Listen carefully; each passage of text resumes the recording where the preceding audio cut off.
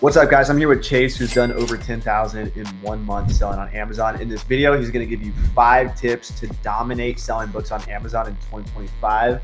And he's speaking at Books and Beyond conference. If you guys haven't already, your tickets below. Take it away, Chase. Awesome. Yeah, I'm super excited about Vegas. It's going to be a great time, great network. And I think anybody that comes out is 100% walking away with a lot of good resources and material. But yeah, I'll just talk about what I did when I first started. And my 5 best tips would definitely just be starting with library sales. I think library sales are one of the best methods you can do. It's thousands of books you can get for thousands of books you can get for $1, or you could get it back for 10 on certain days at the end of the book sale. So you go in there with Scoutly and scan them, walk out, spend $300 and walk out with over $3,000 worth of profitable inventory. Yeah. So library sales and Scoutly are two definitely needs. Scoutly to scan them and library sales to get the books. But for another sourcing method I would do was go into Goodwills. Goodwills were amazing because you walk in, you're spending $1 to 50 cents or 50 cents to $1 for every book. And even getting that backroom access, like you talk about, is super important because a lot of those books in the back have been unscanned, untouched, and in a lot better condition. Go back there, see if you can buy a bin of them. I have a buddy that gets a Gaylord from Goodwill, and Goodwill delivers it to his house for $300. So he's getting 1,000 books for $300, which is an amazing deal. Yeah. A lot of them are not in the best, but like the overall return is still profitable. That's good. That's the most important thing. Whatever you pay, like people are like, is $250 good for a Gaylord? And a lot of people are like, no, that's way too expensive. And people listening who are like OGs are like, I only pay like 5 cents a pound. But if you pay a lot for a Gaylord and then you do the math and run the numbers and it realizes you profit, it's worth it. That's it, you know? Yeah. I feel like the way I do it, as long as I'm at a minimum, like 5xing whatever I spent on the Gaylord, like worst case scenario, then I walked away happy. Just making, because if it's cost $250, at least walking away with like $1,200, which you most definitely will. Yeah. So yeah, that was definitely one of the best methods I was doing. But also going on Facebook. I mean, Facebook, you're able to tap into hundreds of thousands, if not millions of people at once. And driving further for pickups is 100% worth it because a ton of people hoard books, a ton of estate companies need books picked up. So if you're just posting ads out on Facebook talking about free book pickup, or you buying them for 5 cents to $1, you're bound to get at least a couple replies if you do that consistently for a couple months. I mean, it'd be almost impossible not to. And then go pick them up, get them for cheap or get them for free, because you're helping them remove the books out of their house, which they already want to get out. So now you're both mutually benefiting. Yeah. But yeah, for the back end and the managing the inventory, just using We're on 3? Yeah, we're on. Yeah, tip number 3. Yeah, tip number 3. Sorry. What up, guys? Just want to make this quick interjection. Books and Beyond conference is going down in Vegas. It's the only Amazon FBA book selling event of the year. So be sure to grab tickets below. The price is only going to go up. And I'm such a huge believer in this because what got me into entrepreneurship and what got me into e-commerce was selling books on Amazon.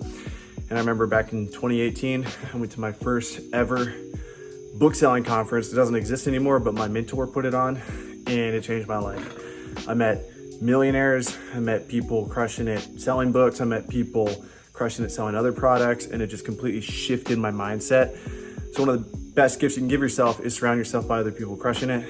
And the energy is just palpable at these events. The connections you're gonna make, you're gonna meet people just like you who are doing 10x the profit you are. We're gonna have the biggest eBay seller in there, maybe even the biggest Amazon seller. He's probably top 5 Amazon, and tons of millionaire booksellers and just online arbitrage booksellers, all different types of people. And you know, I do Miami Sellers Conference, which you should also get tickets to, but this is special. It's book selling focused. So would love to see you there. I truly think that this is the biggest thing you can do to have success in this game. All my friends now sell on Amazon. It wasn't that way starting out, but I'd do a quick phone call and hear how my friend did 80,000 profit last month. And for me, like, that's the new norm. And when I started this, I didn't know shit. I was happy to do 1,000 sales a month, but going to events like the book selling events I used to go to, I met people doing 300,000 a month in textbooks, and it really shifted my mindset and took me to the next level. So if you guys want to give yourself that gift, Be sure to get tickets before they go up in price. Much love. See you in Vegas. Yeah. So now we're getting to the back end side of things. I would say using GoToLister, and that's not even using it as like a promotion. It just is that good of a software. We started not using it when we first started out, and then we switched into using it by our start of our second month. And we were able to send out almost 3 to 4 times more amount of inventory with a more organized model. So it just helps us automate, speed up the process, and stay organized, especially when like the little details with Amazon do matter. GoToLister ensures that you don't make any of those little mess ups, which is super important. But yeah, definitely use GoTo for sending out inventory quickly and efficiently. And now going on to the fourth, I think this is one of my number one, not like pet peeves, I don't know what the word is, but my number one piece of advice would just be, whatever you send out on GoTo, make sure you're also repricing on the back end. So on Amazon, when you go into your inventory, we select active, and then we'll go through and see what we have active. And it has a little blue match button underneath the price on a lot of listings. We'll go ahead and click that as long as the drop isn't severe, after looking at the keeper charts and seeing if that price change is worth it. So after doing a little bit of work, or you could just go through and match them all if you're really trying to liquidate your inventory. But yeah, after we would go through, let's say 1,000 books, and we hit match the price on, the next day our sales would be like through the roof. It'd be like triple what we did consistently, just because now all our inventory has the buy box, and we're just liquidating that inventory to get more money back so we can get more new positive inventory out. Mm-hmm. So definitely making sure you're repricing on the back end, and definitely making sure you're using GoToLister to send it in.